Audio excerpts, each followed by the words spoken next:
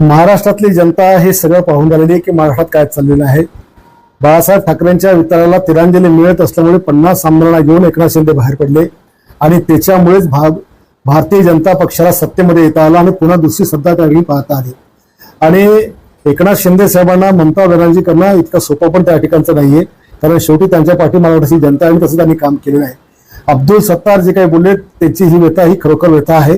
राज्यातल्या 2 कॅबिनेट मंत्र्यांना कशी मारहाण झाली त्यावर कारवाई सुद्धा काही झाली नाही हे उभ्या महाराष्ट्राने त्या ठिकाणी पाहिलं।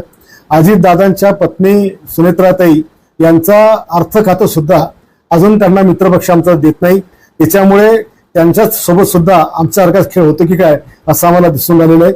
आणि माझ्या मतदारसंघात सुद्धा मी काही लक्षवेधी लावल्या तर भारतीय जनता पक्षाचे ज्येष्ठ मंत्री ते माझे लक्षवेधी सुद्धा लागू देत नाहीत। आणि भूखंड ज्या लोकांनी खाल्लेत, ज्यांच्या मी लक्षवेधी लावल्या त्यांना पाठीशी घालायचं काम देखील या ठिकाणी होतं।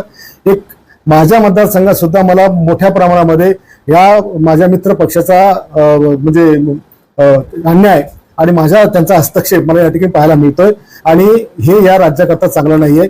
एक महायुती म्हणून आम्ही संपूर्ण लोक आम्ही एकत्र असताना आम्ही एकोप्याने काम केलं पाहिजे आणि महाराष्ट्रातल्या जनतेला आपण चांगलं काम या राज्याच्या माध्यमातून दिलं पाहिजे। पण हे अशा एकमेकाच्या मित्र पक्षाच्या लोकांचं खच्चीकरण करणं हे दोन्ही पक्ष महाराष्ट्रातली जनता हे सगळं पाहून झालेली आहे की महाराष्ट्रात काय चाललेलं आहे।